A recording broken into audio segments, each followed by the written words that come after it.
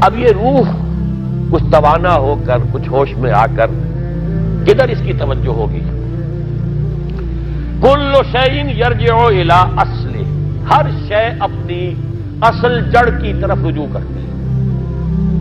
ہمارا حیوانی وجود زمین کی طرف جاتا ہے، یہ سورہ اعراف میں جو کہا بلعام بن باورہ کے بارے میں وَلَكِنَّهُ أَخْلَدَ إِلَى الْأَرْضِ، زمینی خواہشات ہی کے چکر میں آپ ہیں تو گویا کہ آپ زمین میں دسے جا رہے ہیں۔ روح بیدار ہوگی تو کدھر متوجہ ہوگی؟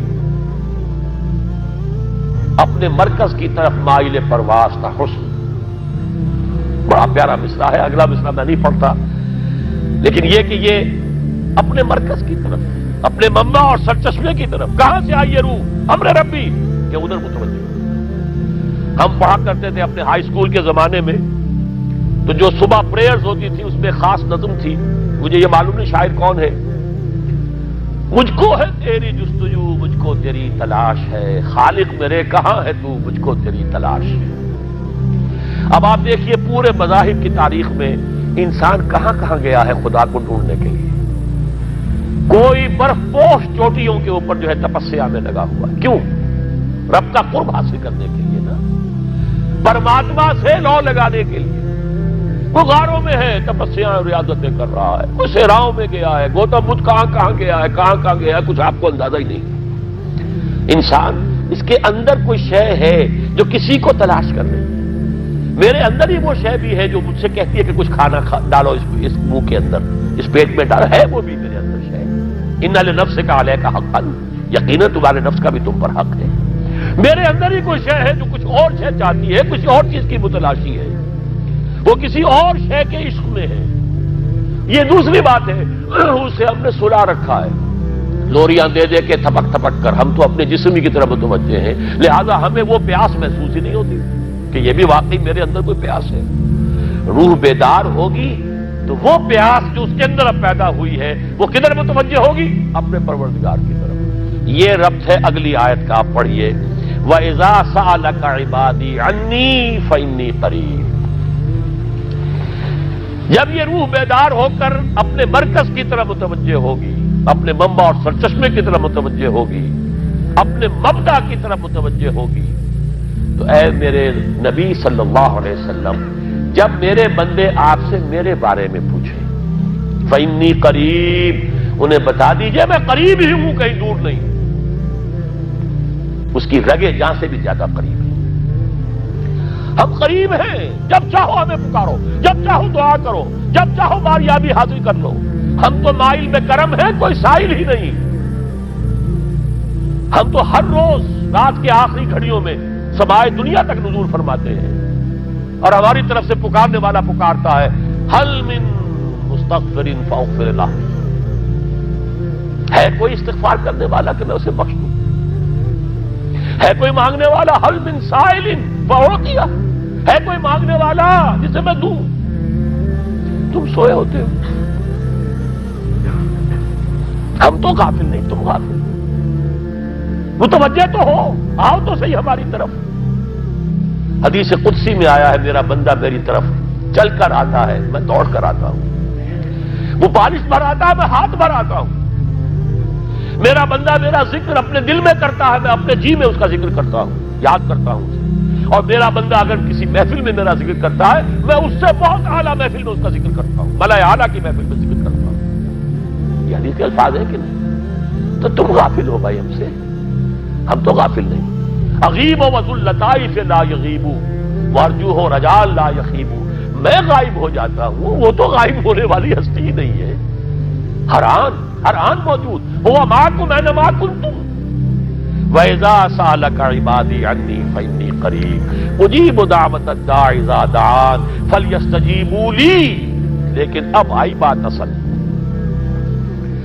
یہ دو طرفہ بات ہوگی، مجھ سے دعا کرو، کسی وقت کی پابندی نہیں، کسی جگہ کی پابندی نہیں، ناپاکی کی حالت میں ہو تب بھی دعا کر سکتے ہو، میری کتاب کو ہاتھ مت لگانا، مجھ سے دعا کر سکتے ہو، دعا میں کوئی پابندی نہیں، لیٹے مانگو، بیٹھے مانگو، ناپاکی میں مانگو، پاکی میں مانگو، جب چاہو مانگو مجھ سے، دعا میں کوئی خلت نہیں۔ اور جہاں پکارو گے there and then I will listen to you and I will grant your prayers. اجیبو جو ہے اجیبو دونوں مان جواب دینا اور قبول کرنا. اجابت استجابت دونوں کا ایک ہی مفہوم ہے، جواب دینا اور قبول کرنا. اجیبو دعوت الداعی اذا دعان، میں تو ہر پکارنے والے کی پکار کو سنتا ہوں، قبول کرتا ہوں جب بھی وہ مجھے پکارتا ہے. لیکن فلیستجیبوا لی، میرا بھی تو کہنا مانو. چاہیے کہ یہ بھی میرا کہنا مانے، مجھ سے محبت کریں، مجھ سے لو لگائیں، میرے دین کے لیے اپنے آپ کو وقف کریں. ان صلاتی و نسکی و محیای و مماتی للہ رب العالمین، میرے باغیوں کے خلاف بغاوت کریں، میرے دین کا جھنڈا اونچا کریں. یہ سارے احکام ہے کہ یہ قرآن میں.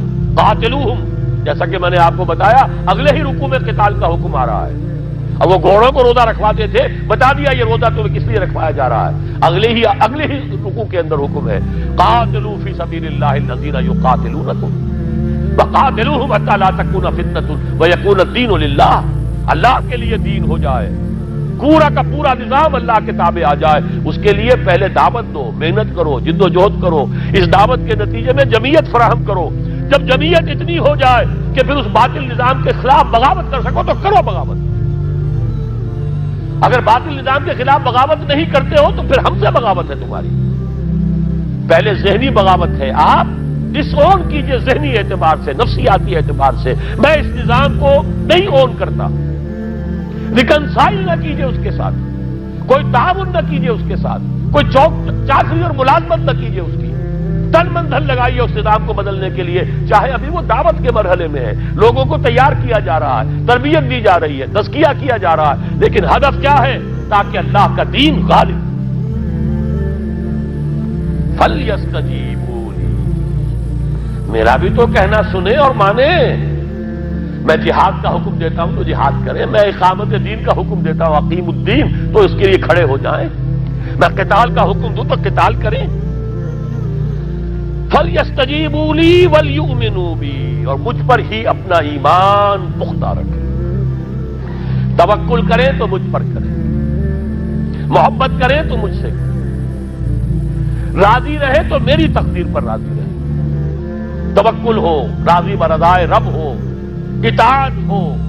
جب تک یہ ساری چیزیں اللہ کے لیے نہ ہو جائیں. والذین آمنوا اشد حبا للہ، اصل میں تو مومن وہ ہوتے ہیں جو سب سے بڑھ کر شدید ترین محبت اللہ سے کرتے ہیں. قل ان کان آباؤکم وابناؤکم واخوانکم وازواجکم وعشیرتکم واموال اقترفتموها وتجارۃ تخشون کسادها ومساکن ترضونها احب الیکم من اللہ ورسولہ وجہاد فی سبیلہ فتربصوا حتی یاتی اللہ بامرہ واللہ لا یہدی القوم الفاسقین. اے نبی ان سے کہہ دیجئے اگر تمہیں اپنے باپ، اپنے بیٹے، اپنے بھائی، اپنے اسپاؤسز، بیوی کے لیے شوہر، شوہر کے لیے بیوی، اور رشتہ دار، اور تمہارے وہ مال جو تم نے بڑی محنت سے جمع کیے ہیں، تمہارے وہ کاروبار جن کا تمہیں اندیشہ ہوتا ہے کہ کساد بازاری نہ ہو جائے، کہیں پر جو ہے ریسیشن نہ آ جائے، اور تمہارے وہ مکان اور محلات جو تم نے بنائے ہیں، اگر یہ 8 چیزیں محبوب تر ہیں اللہ سے اور اس کے رسول سے اور اس کی راہ میں جنگ کرنے سے، جہاد سے، تو جاؤ دفع ہو جاؤ، بیٹھو وہاں یہاں تک کہ ہم اپنا فیصلہ سنا دیں. اور اللہ ایسے فاسقوں کو، ایسے ناہنجاروں کو ہدایت نہیں دیتا. یہ ہے قرآن آیت نمبر 24 سورہ توبہ.